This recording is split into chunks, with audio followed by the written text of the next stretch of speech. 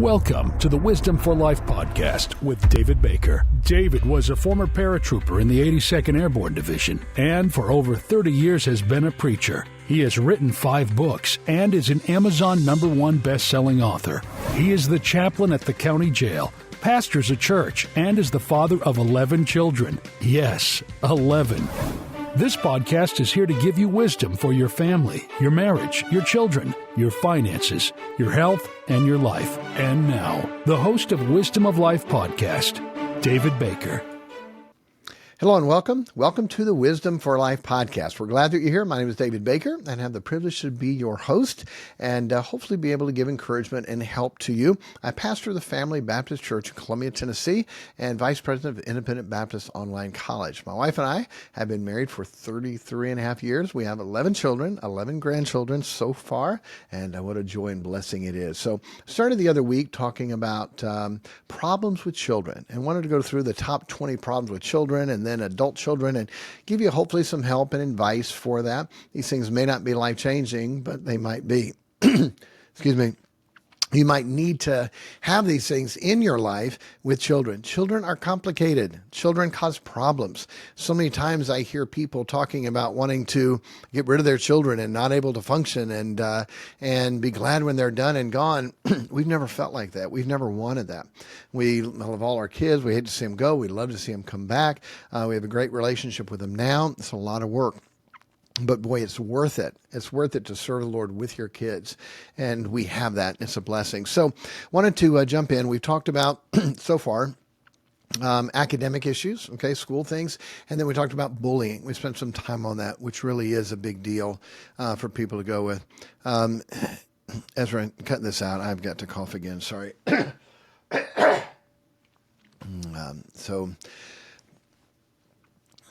So we want to talk about friendships, okay? You saw it in the title, friendships, relationships.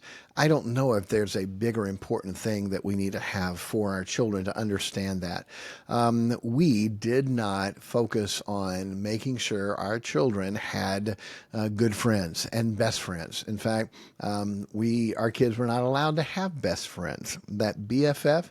Because when they have a friend that's a best friend, they will rely and they'll communicate and they will keep things just between them and that best friend.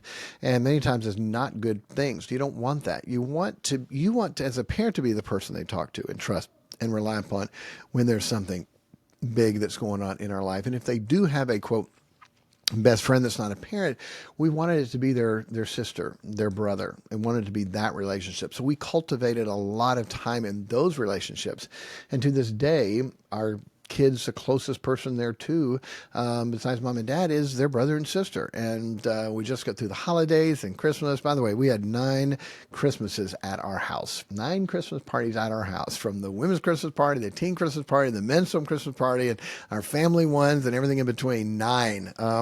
My wife left me after the 5th one, but we're praying she's coming back. So, okay, that's a joke. She did not leave, but it is a big deal and a lot of fun. We took 1 week off from this podcast because of Christmas and hope you had a great time with your family. But boy, having the kids come back and be close together and spend time together, it's amazing how close they are and how close we are to them. And so many times they're concerned, oh, we got to make sure our kids have friends their same age. No, they don't have to have that. My wife didn't have any close friends growing up. Her brother and sisters, her parents, the youth pastor's wife, those were the people that she was close to. And she made it through those teenage years without those big, gigantic mess ups in life that many of us have to live through because of our friends. That old phrase, you are now or you soon shall be like your friends, is a big deal. So friendly to everyone. Absolutely. Don't look down your nose at anybody, from the bus kids and the people that are rebellious. Love them, care about them, pray for them, but don't get close to everyone. The struggles we have had with a few of our kids have come from friends. And we have 11 kids. We're not going to make it through all this unscathed. And we had our oldest son, we almost lost a couple times. And it was because of friends. Had another child that struggled a whole lot because of friends. And so it is more important that you protect your children from the people that are going to bring them down and pull them away and apart and mess them up than making sure they have a good best friend who's just their age and fits with all that. that. The dangers of that are gigantic. Those friendships we never had, not one time, an overnight party with kids and friends. Never. No slumber parties, no sleepovers, none ever for any of the kids. How come? Because I know what happens at those things. I've done too much counseling. I grew up in the wrong things a lot of times, and those are not good. The things that happen even back then weren't good, and now they're even worse for that. We never did that. And the kids and their friends and things other people did, and like, no, sorry, we don't do that.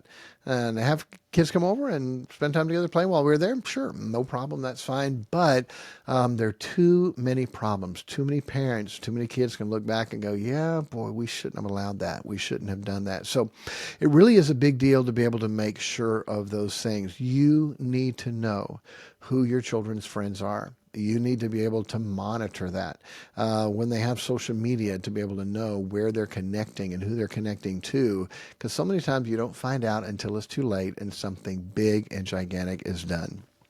So we know the story. Amnon had a friend. Amnon had a half-sister that he liked, then he wanted to be with, but he couldn't think of himself to do anything with her because that's his half-sister. Well, he told it to a friend of his. Amnon had a friend named Jonadab, and he told Jonadab about it. Jonadab said, oh, here's what we do, and came up with a plan. And Amnon did that. Followed the plan of his friend, and next thing you know, he raped her. And then the one brother ends up killing Amnon, and then just destruction after that. How come? Because they had a friend. By the way, those friends, look at the relationships. That friend was not just a friend. The Bible says Amnon had a friend. He was a friend, but that friend was his first cousin. That friend was his first cousin. You also have to be careful of family, okay? You also have to be careful of, well, they're family, okay? But I don't want to let my kids' life be destroyed just because they're family. To protect that, watch that. And during holidays, hey, you'll have family around, but put guards, put boundaries. Make sure that you're there to watch things, because when you look at the horrible, the horrific, the kind of stories, many times they were molested. The child was molested by a family member. Okay, by a family member. So those kind of scary things that we don't ever want for our kids, when they look back, so many times it was then a family member. So I want to make sure that we don't have that. So Amnon had a friend, okay? Be careful who your friends are around. It's amazing. The Bible says, ye did run well, who hath hindered you that you should not obey the truth. You were doing so well. Who hindered you? It's not a what that messes up our kids. Listen carefully. It's not alcohol. It's not drugs that messes up our kids. It's the person that gave them the alcohol and the drugs. That's who messes them up. For 30 years, I've been at the jail, volunteering, preaching, teaching, sometimes full-time chaplain. I've talked to hundreds, if not over 1,000 guys, and asked them, hey, when did you get started using drugs and alcohol? And anywhere from 8 to 12, 13, 14 usually. And then I said, who were you with? Who gave them to you? And they all have a story. Their friend, their neighbor, their uncle, their brother, their cousin. They never got it by themselves. It was always someone who gave it to them. It's not alcohol and drugs that mess them up. It's a who. It's a who. Who hath hindered you? You did run well. Who hath hindered you that you should not obey the truth? It's always a who.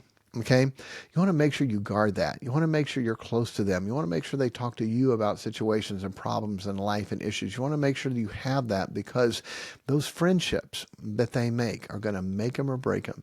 You can have good friendships, and wow, a man sharper the countenance of his friend. You can have good friends who are there for them, like Jonathan was for David. By the way, our first two children, we named them David and Jonathan for that purpose, that the boys would be close and be able to be together. And it's a big deal. So work on those, work on the relationships between brother and sister. Many times they say, well, they're just going to fight. They fight like cats and dogs. They fight like brothers and sisters. They don't have to. They don't have to. You cannot allow that to happen, and work on the relationships to build friends. So how do you become a friend? Be a friend. Anytime someone says, Pastor, I just don't have any friends, and I have to help them with, you just inundated yourself. You just told on yourself. He that hath friends must what? Show himself friendly. Show himself friendly. If you don't have friends, there's a reason why. You need to show yourself friendly. Don't worry about having a friend. Be a friend. Don't worry about having a best friend. Help everybody. serve, help. When you are friends and you help people, you'll have more friends than you know what to do with. You really will. So be that friend. Look to serve, look to help. How can I help? How can I be there? When you're that kind of person, you will have more friends than you know what to do with. And teach that to your children. Now, in that danger of friends, teach them what to look for. Teach them what to watch out for. When thou perceive in them, they don't have wisdom. Oh, they're talking bad about their dad. They're talking bad about God. They're talking about sin. They're talking about girls and doing bad things with them. They're talking about boys and doing bad things with them. Antenna, red flag, run. Run. Teach them to listen. Well, they're not really bad. Wait, out of the abundance of the heart, the mouth speaketh. And these boys are always talking about girls in a bad way and doing things to girls. And guess what? They're bad. And you hang around them, your kids hang around them, they're going to be bad too. It's what happens. They're going to be like the people they're around. You take a bad apple. The apple's starting to rot on one side. Oh, I need to help that bad apple. Here we go. I'll put my good apple with it, and that bad apple will just start to become better. Is that the way it works? Absolutely not. And it doesn't work that way with people and friendships either, okay? If you wanted to pull someone up, get some very strong people, get older people, get multiple people, and then you work to pull them up. You don't one person jump down in the hole with them and think you're going to get them out, okay? Now we have two people in a hole. So a big deal with that with your children. Friendships, okay? Friendships. Watch that. Look for them. Who are your kids' friends? I don't know. What are they talking about? I don't know. You got a problem. Well, I want to give them their privacy. I want them to know that I trust them. Okay.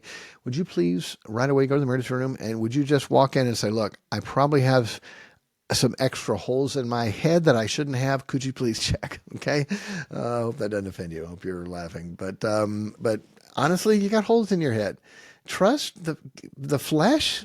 Man, I don't want to trust my flesh at 56. How am I going to trust the raging hormones of a 13, 14, 15, 16-year-old? Are you kidding me? How the devil wants them to mess them up and destroy their life, and you're worried about trusting them. No. Their phone is my phone. Their password is my password. Their email, their message, whatever they spend time on, I can look at that anytime I want and see what's going on. If they delete it, they're not allowed to have a phone. Okay? Oh, you're just an ogre. Thank you. Thank you for the compliment. I appreciate that. So, just joking. Listen, when you have seen kids go through all of these problems, when you've seen the issues that come out and you trace back when, where did it start? How did that happen? That's where it was. A friend. And now they're doing things they shouldn't, talking about things they shouldn't. And many times it's happening on the phones and online. You need to know what that is. Okay? Friendships.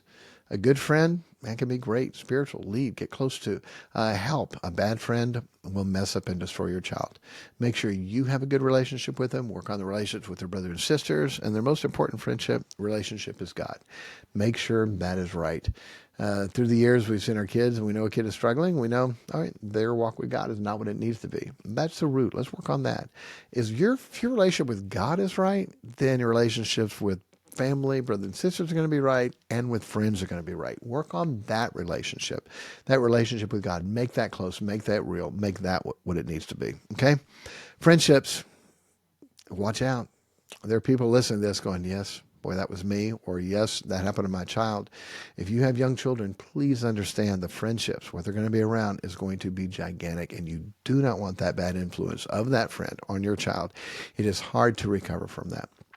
Okay. Hey, God bless you. Happy New Year. And let's hear some great kids. Let's help our family. Let's get some wisdom that we need to be able to make sure we're not going to do the things that will mess our children up, because friendships, so many times it has the wrong way. Okay. God bless you. And we'll talk to you next time. Take care. Thank you for listening to the Wisdom for Life podcast. If you have any questions for us, email us at askPastorBaker@gmail.com, and we will answer them in an upcoming podcast. The email is askPastorBaker@gmail.com.